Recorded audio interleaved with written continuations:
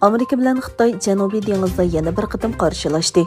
Bu qitim buning sababi Amerikaning F-35 kurashchi aeroplanining Janubiy dengizdagi manevr jarayonida tushib ketganligi edi. Xitoyning aeroplan qoldiqlarini Amerikadan burun tepishga urilganligi o'tirib qo'yildi. Bu sababdan Washington hukumati tadbir qo'llanib, urush texnikasi va axborot jihatda intayin muhim bo'lgan aeroplan qoldiqlarining Beijingning qo'liga tushib ketishining oldini olishga tirishmoqda. Amerika prezidenti Joe Biden yaqin kelgusida Sharqiy Yevropa davlatlariga qo'shimcha askar avatishni boshlaydiganligini aytdi. Biden o'rlashtirilgan askarlarning ko'p sonda bo'lmaydiganligini aytdi, ammo konkret son bermadi. Biden buning Sharqiy Yevropadagi Shimoliy Atlantik ihti tashkilotiga a'zo davlatlarning mudofaasini kuchaytirishning oldin olish tadbiri ekanligini, Rossiya bilan urush girdobiga berib qolgan Ukrainaga hech qanday Amerika askarining avatilmaydiganligini aytdi. Xitoy Tashqi ishlar ministrligi va davlat ilkidagi Xitoy kundalik gazeti Amerikani tanarkatchilarga Beijing qishloq olimpik tanarkat musobaqasida qalaymuqonchilik chiqarish va pasiplik paydo qilish uchun pul to'ladi deb aybladi. Gazetdagi xabarlarda Amerikaning ba'zi davlatlardan kelgan musobaqaga qatnashuvchilarga pasip pozitsiyada bo'lishi va Xitoyni tanqid qilishi uchun pul berganligi o'tirib qo'yilgan. Amerikaning Beijingdagi bosh elchixonasi Xitoyning ayblashiga javob berib, ilgari e'lon qilganidek, Washingtonning olimpikka qatnashishiga bundoq dunyoviy faoliyat ilib bormaydiganligini e'lon qildi.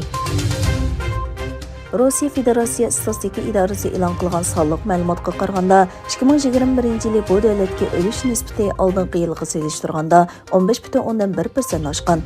2,440,000 odam qazo qilgan. Tug'ilish qitim soni 2,3 tuvallab 1,400,000 ga yetgan. Buning bilan Rossiyada Sovet ittifoqi yemirilgandan buyon tunji qitim nopos 1,40,000 odam azaygan. Tayvanning Xitoy poytaxti Beijingda o'tkazilgan 2022 yillik qishloq olimpik tanarkat marosimiga rasmiy vakillar umikini avatmaydiganligini e'lon qildi.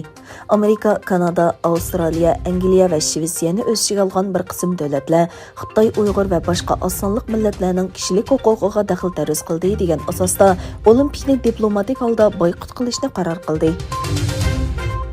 27 yanvar Qirg'iziston-Tojikiston chegarasida to'qinish yuz bergandan keyin ikki davlatning davlat bexatarlik komitetining boshliqlari Qirg'izistonning Botken rayonida ko'rishdi. Egilanishicha, Qirg'iziston davlat bexatarlik davlat komitetining raisi Kamchibek Tasiyev va Tojikiston davlat bexatarlik davlat komiteti raisi Saymomin Yatimov orasida o'tkazilgan yig'indan suhbatni davomlashtirish qarori chiqqan. Dünya miqyosida 243 ommaviy tashkilot hukumatlarni 2022 yillik Beijing qishloq olimpik tanarkat musobaqasini diplomatik saviyada boykot qilishga chaqirdi.